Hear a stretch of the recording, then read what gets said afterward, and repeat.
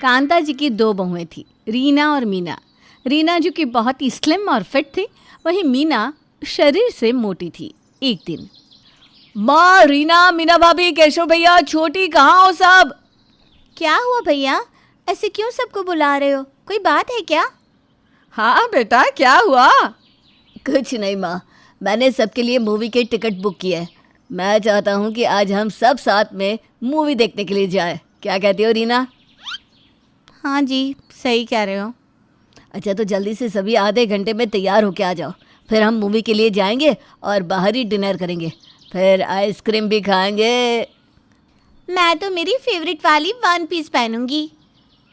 हाँ, तो मैं भी कोई अच्छी सी वन पीस ही पहनूंगी। फिर सभी कमरे में चली जाती हैं। जी, मैं क्या पहनूं? कोई अच्छी सी साड़ी पहन लो। सब वन पीस पहन रही है ना? जो तुम्हें ठीक लगे, मैंने तो बता दिया।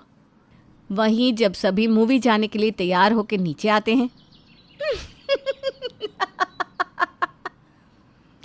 भाभी, इतना जोर से क्यों हंस रही हो? वहाँ देखो। तभी सामने से आती मीना को देखकर दोनों ननद भाभी हंसने लगती हैं। आप दोनों हंस क्यों रही हो? अच्छा बताओ, मैं कैसी लग रही हूँ? जेठानी जी, ऐसा लग रहा है कि हाथी गलती से चींटी के बिल में घुस गया। क्या? भाभी, बुरा ना मानना, कम से कम अपनी साइज देखकर तो कपड़े पहना करो। ऐसा लग रहा है कि हाथी छोटे कपड़े पहनकर फैंसी ड्रेस कंपटीशन में जा रहा है। तभी मीना देवरानी और ननद की बात सुनकर रोने लगती है। रुला दिया ना बेचारी को। अरे छोटी ड्रेस ही तो पहनी थी, तुमने भी तो पहन रखी है, तो उसने पहना तो क्या गलत किया? यही दिक्कत है आजकल की बहुओं में, ज़रा सा कुछ बोल क्या दिया रोना शुरू हो जाता है, और जब खुद के रोने से बात ना बने तो पति को आगे कर दो लड़ने के लिए। नहीं माँ, ऐसी कोई बात नहीं है। और मीना, मैंने तुमसे पहले ही कहा था ना साड़ी पहनने को, क्यों नहीं पहनी? सबने वन पीस पहना था, तो मैंने सोचा मैं साड़ी में अजीब लगूंगी, इसलिए मैंने ये पहन लिया। साड़ी में अजीब लगती तो इस कपड़े में कौन सी हूर की परी लग रही है? जा कपड़े बदल कर आ। क्या चल रहा है यहाँ सब? मूवी के लिए देर हो रही है, प्लीज चलो ना सब जल्दी।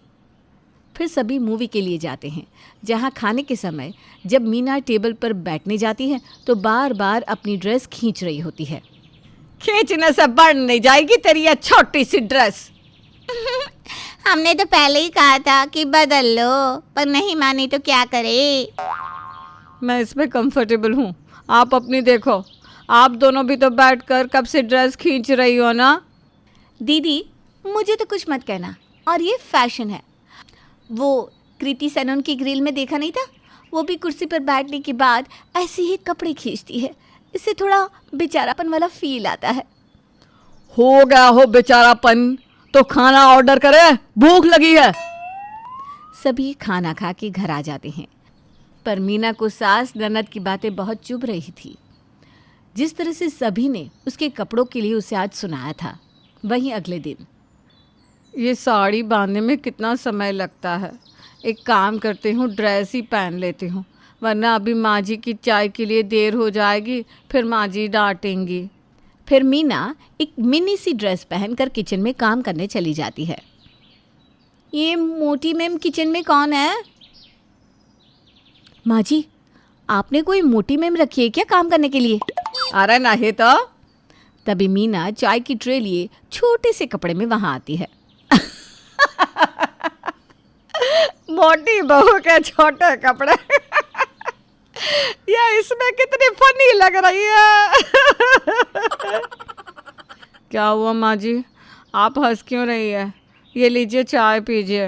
अरे बहू, तूने ये क्या पहन रखा है? बिल्कुल जोकरों वाला कपड़ा है ये तो। माँ जी, वो क्या है ना, गर्मी में साड़ी पहनकर किचन में काम करने में हालत ख़राब हो जाती है, तो मैंने सोचा कि ये ड्रेस पहन लेती हूँ, थोड़ा सा कंफर्ट रहेगा। थोड़ा सा कंफर्ट? अरे शर्म नहीं आती तुझे? छोटी सी ड्रेस में मोटी मोटी झांगे दिख रही है। घर में तो चल जाएगा, लेकिन बाहर वाले देखेंगे तो क्या कहेंगे? माँ जी, हमारा मोहल्ला इतना मॉडर्न है, यहाँ तो बूढ़ी बूढ़ी औरतें भी जीन्स पहनती है, तो कोई क्या ही कहेगा। तुझे तो समझाना ही बेकार है। अरे जो मन कर वो। फिर सास वहाँ से चली जाती है। शाम में, भाभी चलो ना पार्क में चलते हैं। एक योगी बाबा ने मुझसे कहा था कि पार्क में जाने से चेहरे को शुद्ध ऑक्सीजन मिलता है और चेहरे पर ग्लो आता है। हाँ ये बात सच है। मैं भी चलूँ क्या पार्क में वॉक करने? हाँ चलो, इसी बहाने 2-4 किलो वजन कम ही हो जाएगा आपका। ठीक है मैं भी आती हूँ। और जब मीना तैयार होकर बाहर आती है, अरे भाभी थोड़ी तो शर्म कर लो, ये क्या पहनकर आई हो? बाहर की औरतें देखेंगी तो कितनी बातें बनाएंगी। और नहीं तो क्या जिठानी जी, कुछ तो शर्म कर लो, इतने छोटे कपड़े पहनी हो, देखो तो पूरा बदन दिख रहा है।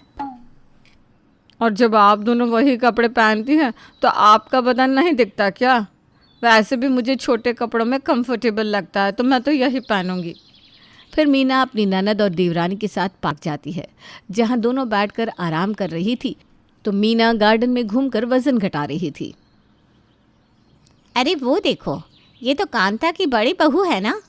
हाँ ये मीना बहू ही तो है, लेकिन इसने ये क्या पहन रखा है? आजकल की बहुओं के तो फैशन ही नहीं समझ में आते। शरीर हाथी जैसी और कपड़े अपने होने वाले बच्चों के पहनकर आ जाते हैं। वो औरतें मीना के बारे में कुछ भी बोले जा रही थी, लेकिन वो उनको कोई जवाब नहीं देती। वहीं घर पर, मैडम ऑर्डर आया है आपका। मैंने तो नहीं मंगाया था, किसका ऑर्डर है? मैंने भी नहीं मंगाया, मेरा है ये पार्सल। थैंक यू भैया। क्या मंगाए हो भाभी? मुझे ना ऑनलाइन पे एक वन पीस काफ़ी पसंद आई थी तो वही मंगाई हूँ। और कहाँ पहनोगी इसे? बदन पर, और कहाँ।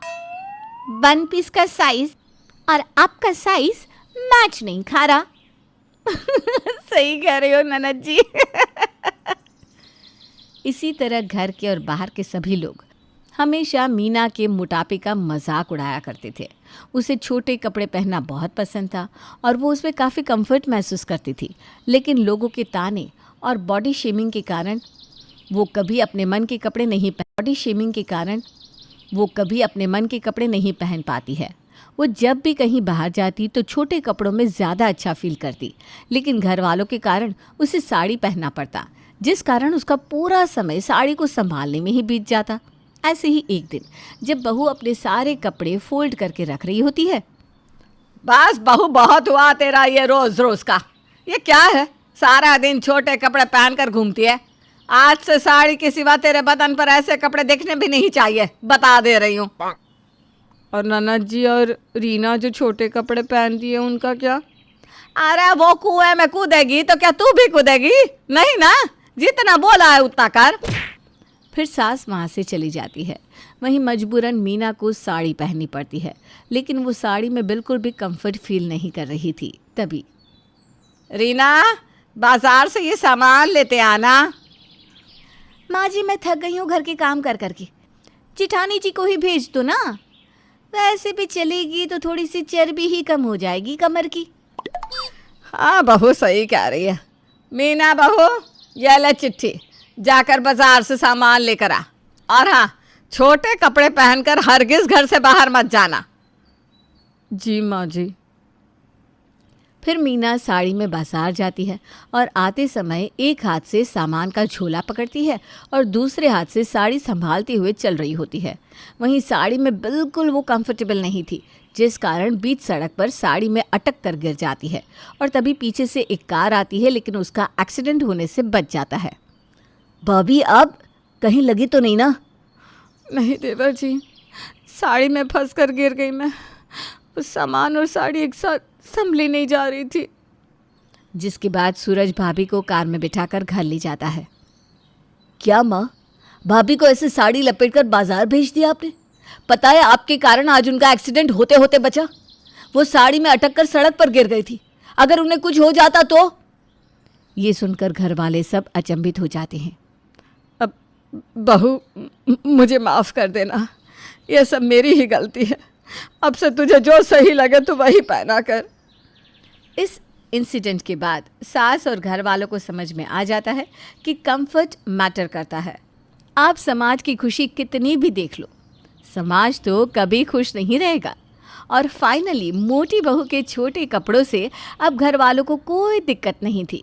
वहीं पड़ोसियों का क्या है, उनका तो काम है जलना। अगर आपको वीडियो अच्छी लगी तो like share and subscribe to my YouTube channel.